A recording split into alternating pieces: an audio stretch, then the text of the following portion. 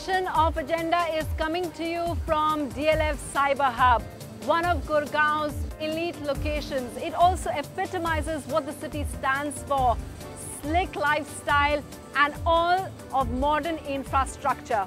Now, it's all nice and all the bars and restaurants are very popular here, but if you step out of this place, the reality may be not quite so much.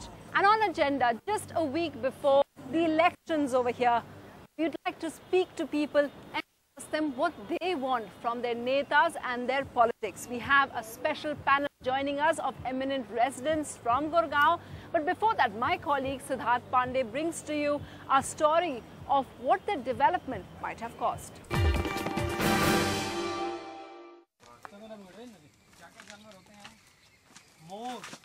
More evidence of the continued cutting of trees in the Mangar forest near Delhi's border with Gurgaon and Faridabad. In just the past 1 month, the Forest Department has filed 3 major damage reports which are under investigation. Cases for illegal tree felling, but so far no one has been arrested. The Mangar forest, spread across more than 400 acres, is vital, providing green lungs and vital groundwater recharge. But its prime location has attracted several property developers and investors who have bought huge tracts of land here for their projects. Major groundwater recharge zone for Faridabad, Gurgaon and Delhi. It's also a wildlife habitat. It has some flora and fauna. What are the implications? Drinking water security of Gurgaon and Faridabad. So Delhi has Yamuna connections, and being the capital, Faridabad and Gurgaon are mostly dependent on groundwater, with some water coming from these canals.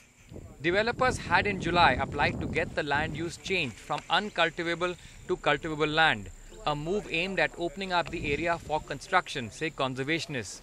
This has for the moment been stayed by the National Green Tribunal. Under the Punjab and Haryana Land Preservation Act, while individuals can own forest land, but it cannot be used for non-forestry activities. The Mangar forest is also considered sacred by the local villagers, many of whom have launched an agitation to protect the forest. Government से मांग रहे हैं कि ये सदियों पुराना हमारा जंगल है, आस्था की जगह है, पूजा पाठ होती रही है यहाँ पे हमेशा से, इसलिए इसे बचाने के लिए सरकार से भी कोशिश कर रहे हैं. Well, the Aravali's essentially are Delhi's last defense from the march of the desert. Not just that, they act as the natural sponge, trapping groundwater, and this is essentially what's at stake.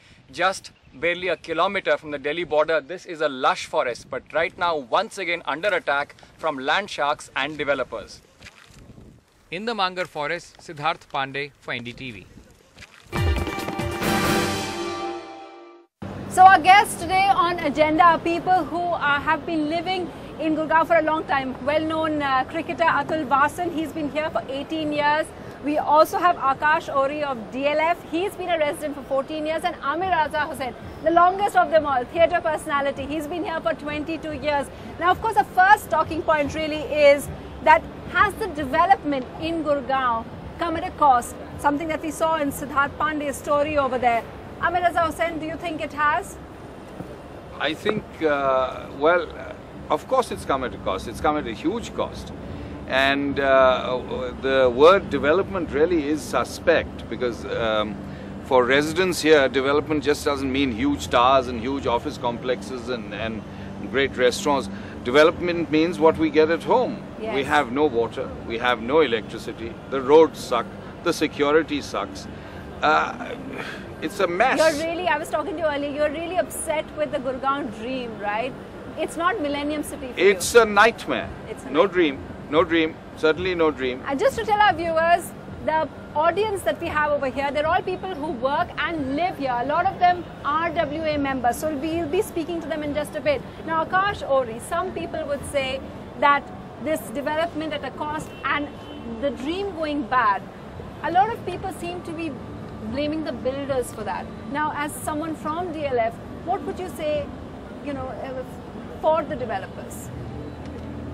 See, what happens is, let me speak for DLF first. I think each have their own point. But as far as DLF is concerned, yes, I think nobody fathomed the growth that Gurgaon will have. Let's be honest about that. Infrastructure, which is not a developer's mandate, did not catch up to that road, but did as a company like, I will speak for DLF, did as a company like DLF not respond. I think we did at every step. Now, whether you look at the electrical infrastructure, whether you look at the water infrastructure, the largest sewage treated plant that we built, which is operational. So the entire irrigation is done out of sewage treated water. Okay. Tree transplantation. But we don't get it to bathe.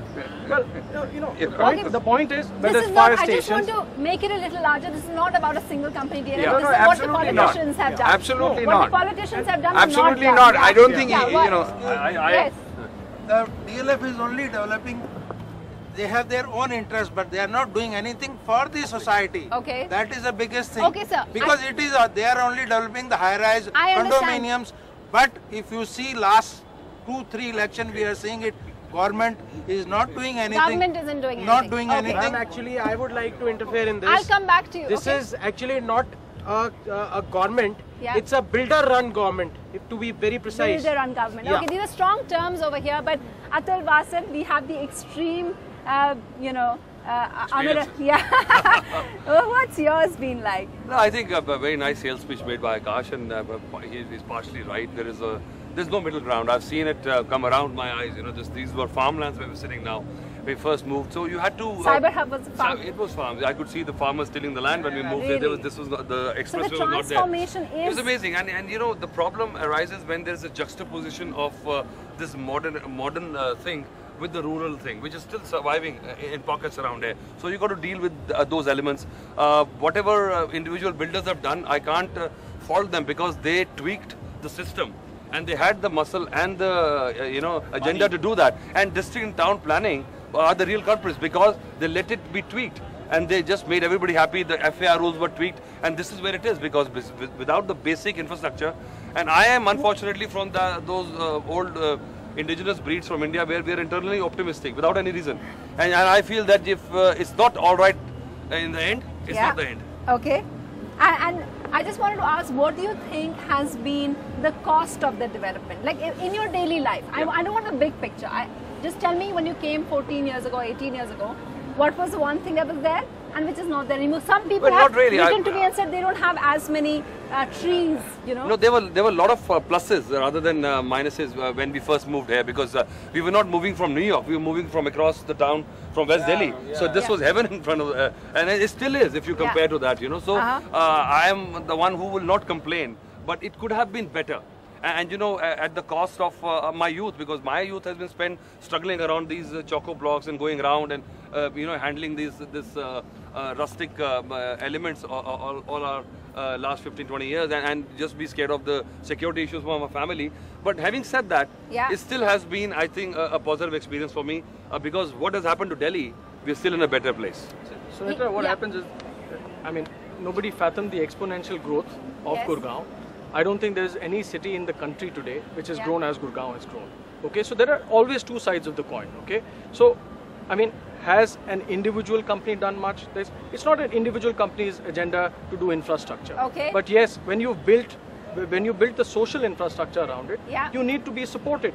Okay. And I think it has to be going forward a public-private partnership. Okay. I know, but sorry to interrupt that, but you know what happens is that no one is doubting that builders have come in and done this kind of stuff. But the point is that the first people who have to be looked after in any development are the residents, right? These buildings have come up. Now, you see, the first people who have to be looked after are residents. Residents don't have water. Residents don't have security. Residents don't have electricity. Yes. What are we going to do? Okay, and what are we going to do with these restaurants and what are we going to do with all this? What you're saying. I just want to introduce another panelist, perhaps to give the female perspective in this panel. Another resident of Gurgaon. We have Priyanka Sattar, who is a wedding photographer. Now, you know, we've heard most of them say that the whole dream for them living in Gurgaon has turned sour. The talking point really is that the entire city was supposed to be the Millennium City, but has the dream, you know, missed out on the basics? Definitely, Gurgaon has had a very unplanned growth. The land has been sold haphazardly and colonies have sprouted up anywhere and everywhere. They have not given any attention to parking. They have not given any attention to the traffic that will increase, and all the green spaces have gone. They've not planned green spaces have gone for you. Yes. For instance, like, how do you mean? Is there a colony park which is gone? all the trees have been cut off from most of the roads for expanding the roads. Yeah. And whatever open areas were there, and they are now, filled with the concrete jungles instead. Concrete jungle. No, I feel, what has happened, sometimes I'm shocked because I hear these foreign junkets, these town planners go, that ministers are going to have a look at some city here and there, and I've been all over the world. And sometimes, all the ministers do that. And then, why the trees are cut? Because they didn't have a foresight to see that 10 years down the road, we will need an extra road. And I sometimes feel they never even went to school. Forget about town planning courses or something. So nobody sane can do what they have done and designed the way they have done. A lot of our RWA people want to speak up. Because they have to cut it. There's no footpath. Now they have to extend it where there's a wall of a house coming down. You don't have to, No, 1 minute. Yeah. Being the president of DLF Phase 4, the DLF picture they are representing giving is totally false. It is a builder run government. Okay. We have to run from pillar to post. We have to run to the Punjab and Haryana High Court for delivering listen. For delivering, why don't they deliver the area to the MCG? They are now taking the completion. Okay, after 25 years, they have not taken the completion. They are misusing our property, which we have paid for. We don't have the fine print. Dispensary, health center, library. Which is untrue. It's on record. So the point, Let's look at a macro picture. We are going to micro now. We are talking about micro issues. Much larger issues here as a city. Okay, if we just come back to a particular point about safety, which I think you brought up as well. That as a woman, do you think Gurgaon has major safety issues, or do you feel safe? Extremely major issues. Firstly, there's no public transport. So the only way I can get from point A to B is in my own But that's conveyance. the metro now and the rapid metro. That makes absolutely no difference because the metro is they don't have last mile connectivity. It's at least 6 kilometers from my place, and then if I go there somehow, if I go there, there's no parking available. Okay, as one of the people involved in the city rape planning, cases that have happened in this city. No, unfortunately, we are not part of the city planning. Let's be honest about it. Because what happens is, what can you do? Did we initiate the first private metro? Yes, we did. Did we initiate the first private metro? I just think that you're taking all this upon yourself. You're not really responsible.